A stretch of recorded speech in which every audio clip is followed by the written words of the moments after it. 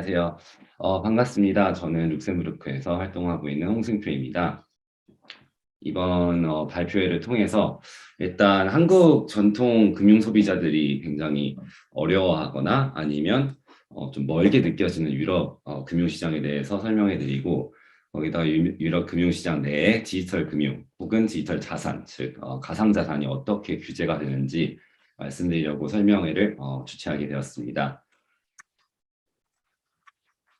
그럼 목차를 말씀드리겠습니다. 일단 첫 번째는 유럽이라는 시장을 해석하려면 유럽 시장이 어떻게 법제화가 되어 있는지 알아야 합니다. 그래서 법제화에 대해서 말씀드리고, 그 다음에는 코비드 이후에 금융시장이 어떻게 영향을 받았는지에 대해서 짧게 말씀을 드리고, 그다음에 EU의 투자 비어클들이 굉장히 많습니다. 특히 룩셈부르크 같은 경우에는 미국 시장 다음으로 전 세계에서 가장 투자 비어클이 많은데, 그런 시장에 대해서 개관을 말씀드리고, 이제 2번부터는 저희의 다룰 목적인 이제 가상 자산, 크립토 아셋이 어떻게 규제가 되어 있는지, 그리고 이후에서 어떤 웹3 기반 비즈니스들이 있는지 개관적으로 말씀드리려고 합니다. 말씀드렸듯이 EU법이라는 법 체계가 존재합니다. EU법은 이제 어느 국가의 법은 아니고요. EU라는 단체 자체가 국제기구라는 법인격을 가지고 있습니다. 조약에 기반한 국제기구이고요. 그리고 EU법 같은 경우는 이제 국내법이랑 국제법이랑 통상적으로 충돌이 있다고 하는데, 이런 충돌은 결국에는 뭐 국내법이 우선하는지 아니면 국제법이 우선하는지에 대한 문제로 귀결이 됩니다. 이유는 이런 충돌을 방지하기 위해서 일단 EU법이 국내법 상위에 있다는 주리스프루던스를 내렸는데요. 이게 63년에 만 겐덴루스라는 주리스프루던스로 그 국제법인 EU법이 국내법에 직접 적용이 된다는 판례를 내렸습니다.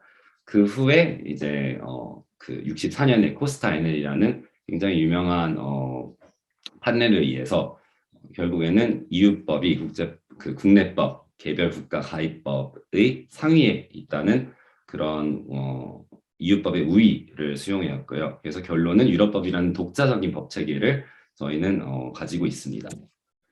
그렇다고 하면 EU의 금융 정책 또한 국내법에서 금융 정책을 주관하는 것이 아니라 EU법에서 금융 정책을 주관하는데요. 하지만 그 EU법에서 모든 것을 주관하고 모든 것을 규제할 수 없기에, 만약에 국내법의 규제 당국이 EU법의 EU라는 국제기구보다 좀 더 효율적으로 규제를 할 수 있을 시에는 조약국의 규제를 위임을 하는 그런 프린시플이 있습니다.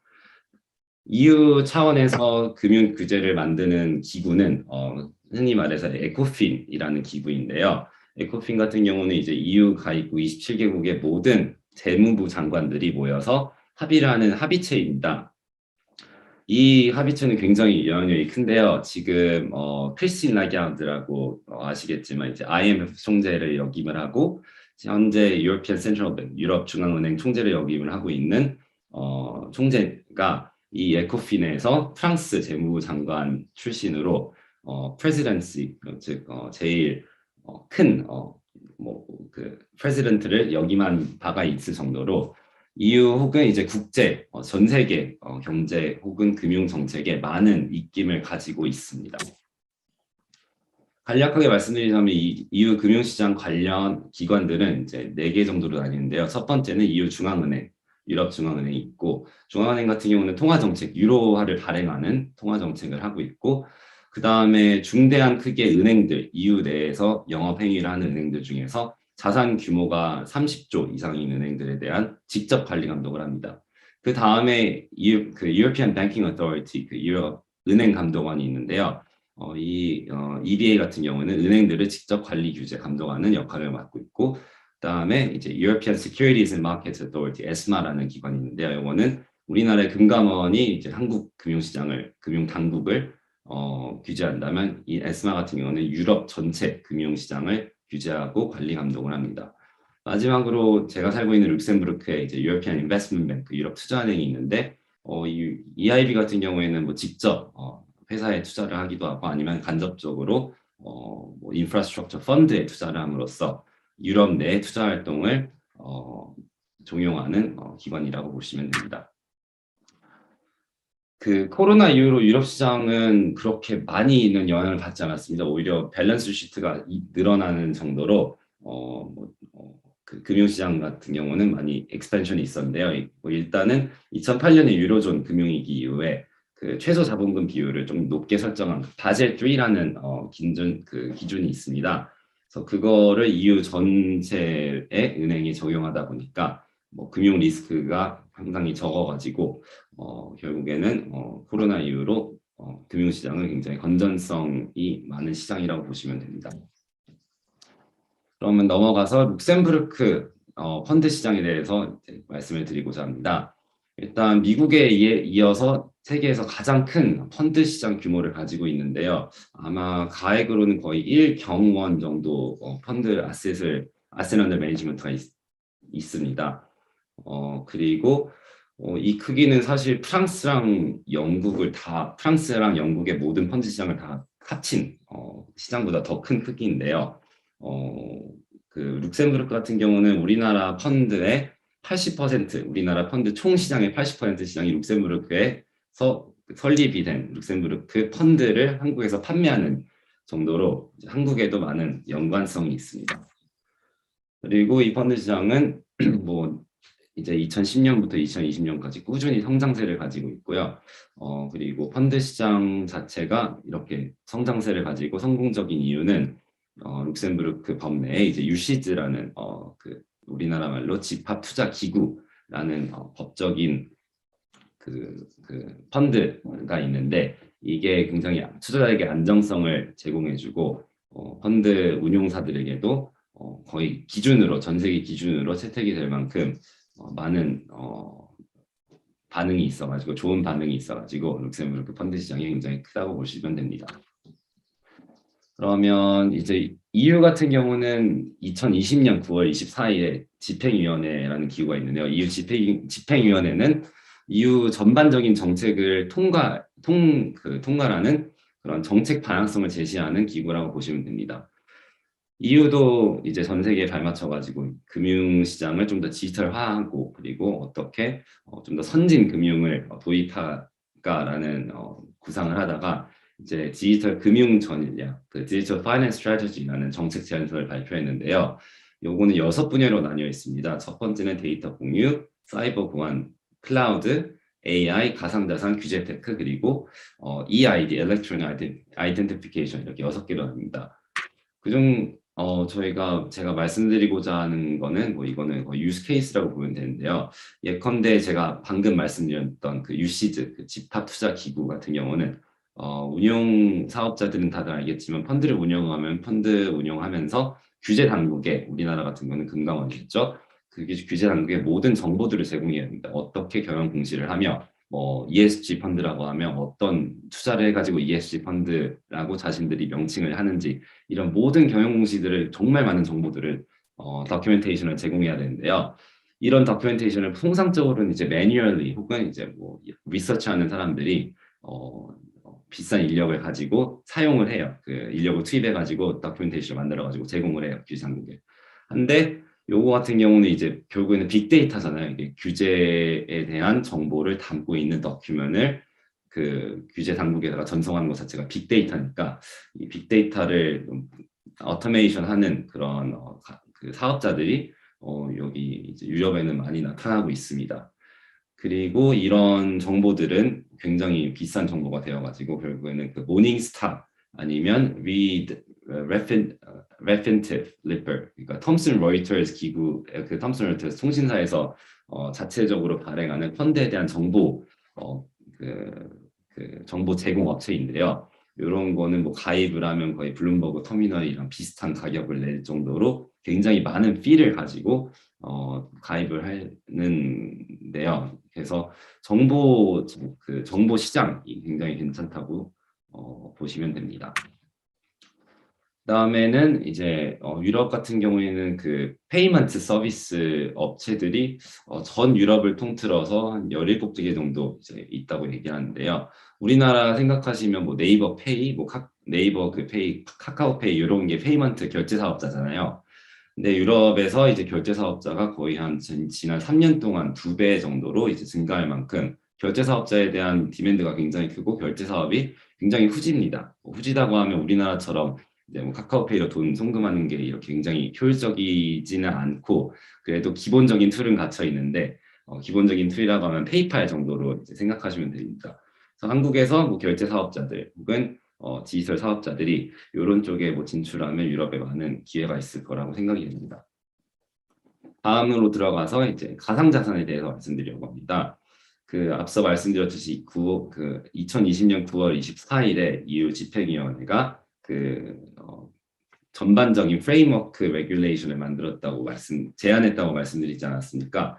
그 전반적인 프레임워크 레귤레이션에 세부적으로 들어가는 게 미카, Markets and Crypto Assets 라는 레귤레이션인데요. 결국에는 가상자산 시장을 전통 금융시장이랑 별개의 시장으로 규제를 하고 규정을 하고 관리 감독을 하는 그런 목적을 가지고 있습니다. 그래서 토큰이 결국에는 미국에서 SEC가 뭐 이게 시큐리티 토큰인지 아니면 유틸리티 토큰인지 막 디베이트가 있어가지고 시큐리티 토큰이면 SEC 규제 내부에 들어가고 뭐 아니면 규제 외에 들어간다 이런 얘기를 해가지고 막 2017년부터 2020년까지 굉장히 뭐 소리가 컸잖아요. 근데 유럽 같은 경우는 SEC가 그렇게 인터벤션 하는 걸 보고 처음부터 아예 규제를 토큰 그리고 금융자산, 금융상품 이렇게 나누는 접근을 하고 있습니다. 그래서 2022년까지 입법이 완료되는 게 이제 목표고 입법 같은 경우는 제가 집행위원회는 어떻게 보면 행정부라고 보시면 되고 입법은 EU 파르멘트, EU 의회 그리고 EU 카운슬이라고 이제 국가 개별 국가들이 모이는 공동 의결체가 있습니다. 그 둘이 같이 입법을 합니다. 그리고 이 2024년까지는 이제 집행을 할 예정이라서 EU 내에서 가상자산 사업자들은 이 규제 행정이 눈을 집중을 하셔야 됩니다. 그다음 한국에서 가상자산 서비스 사업자들이 굉장히 많잖아요. 사실 유럽 같은 경우는 가상자산 서비스 사업자들이 이렇게 많은 편은 아니고 오히려 세컨더리 사업자들이 많습니다. 제가 프라이머리 사업자라고 하면 뭐 토크를 직접 발행하는 그런 업체들이라고 보면 세컨더리 업체들은 한마디로 이 현물 자산들이 있지 않습니까? 부동산도 있을 거고, 뭐 현물, 모든 현물이 있는 거죠. 심지어 증권도 현물이라고 볼 수 있는데, 이런 현물 자산들을 토크나이제이션 하는 서비스가 유럽에서는 많이 있습니다. 그래서 부동산을 한마디로 쉽게 말하면 유동성을 증가시키기 위해서 부동산 뭐 하나의 부동산 사면 굉장히 뭐 가액도 비싸니까 요거를 토큰화 시켜가지고 짜잘하게 나눠가지고 그 파이낸싱을 받는 거죠. 그런 사업자들이 오히려 유럽에 많고 그래서 이런 모든 사업자들에게 어떤 규제 감독, 관리 감독이 적용이 되는지에 대해서 미카를 통해서 규정을 하는데요. 첫 번째는 이제 커스터디 사업자, 가상자산도 결국에 누군가 은행이 커스터디 업무를 맡는 것처럼 커스터디를 해야 되니까 커스터디 사업자, 그다음에 뭐 거래소 사업자, 교환 서비스 사업자, 그리고 가상자산 관리 사업자, 그리고 자문업 사업자가 이제 미카의 규제에 종속되는 사업자라고 보시면 됩니다. 그리고 이제 토큰을 발행하는 사업자 같은 경우는 다들 뭐 화이트페이퍼 쓰고 이렇게 여기저기 뭐 되게 저희 프로젝트는 좋아요. 저희 프로젝트는 뭐 세상을 바꿀 거예요. 이렇게 얘기를 하잖아요. 근데 이런 이런 거를 다 어떻게 보면 좀 되게 허풍스러운 것도 많은 게 이제 화이트페이퍼인데 이런 말도 안 되는 화이트페이퍼를 규제하기 위해서 미카에서 안엑스 1, 2에 와이페이퍼에 적시할 의무 사항들을 규정을 합니다. 한마디로 와이페이퍼 자체가 진짜 뭐 아무거나 말도 안 되는 것도 말도 안 되는 것을 쓸 수 없도록 EU 내에서 규제를 한다는 거죠. 결국에는 소비자를 보호하기 위한 조치라고 보시면 됩니다. 그리고 EU에서 스테이블 코인 같은 경우는 뭐 테라 같은 경우도 결국에는 스테이블 코인이었잖아요. 근데 스테이블 코인을 사업을 영위하기 위해서는 거의 은행업 수준의 관리 감독 그리고 규제를 적용을 한다고 합니다. 그래서 은행이 EU에서는 EU법에서는 크레딧 인스티튜션이라는 명칭이 있는데요. 크레딧 인스티튜션 같은 경우는 최소 자본금이 500만 유로 즉 하나로 한 80억 이상이 필요한데 그 정도의 높은 규제를 요하는 게 됩니다. 그리고 또 내부 정보 이용 거래 혹은 뭐 시장 교란 행위에 대한 규제 감독도 이제 EU에서는 적용이 될 예정이며, 그리고 가상자산 사업자에 대한 최소 자본금 의무 규정 또한 가상자산 사업자가 EU 가입국 규제 당국, 우리나라 금감원 혹은 이제 EU 차원에서는 그 에스마라는 규제 당국이 있다고 말씀드렸지 않습니까? 그런 규제 당국의 어떻게 관리 감독을 받을지, 어떻게 규제를 당할지, 규제를 받을지에 대한 규정을 미카에서 정리를 합니다. 룩셈부르크는 이제 EU의 하위 국가, 뭐 하위 상위는 없지만 굳이 따지자고 하면 하위 국가, 가입국이라고 하죠. member state이라고 하는데 EU 자르곤에서는 member states로서 독립적인 가상자산 규제를 가지고 있는데요. 상당히 뭐 크립토의 우호적인 편입니다. 리버럴하기도 하고, 그리고 EU 영내에서 비트코인의 이제 가상자산 에셋의 가치를 처음으로 규정한 게 룩셈부르크였거든요. 2016년에. 그래서 얼마 전에 6개월 전에 2020년 12월에 룩셈부르크 금융감독원에서 이런 Q&A 세션으로 circular, 즉 뭐 이제 강성 규제는 아닌데 연성 규제 정도가 되겠네요. soft라고 보시면 됩니다. circular를 발행을 했는데 EU denomination, 유로 denomination으로 된 alternative investment fund, 대체 투자 펀드를 운용할 수 있도록 허락을 했습니다. 한마디로 펀드의 가상자산을 asset class로 편입을 할 수 있게 만든 거예요. 근데 이게 뭐 어떤 시사점이 있냐 하면, 사실 유로로 디노미네이션이 된 펀드가 굉장히 전 세계에서 많다고 말씀드렸지 않았습니까? 그리고 또 룩셈부르크에 설립이 된 펀드도 굉장히 전 세계에서 많다고 말씀을 드렸고, 근데 그 모든 펀드 시장 내에 있는 자금이 어떻게 보면 가상자산으로 이제 플로우 할 수 있는 기반을 만든 거죠.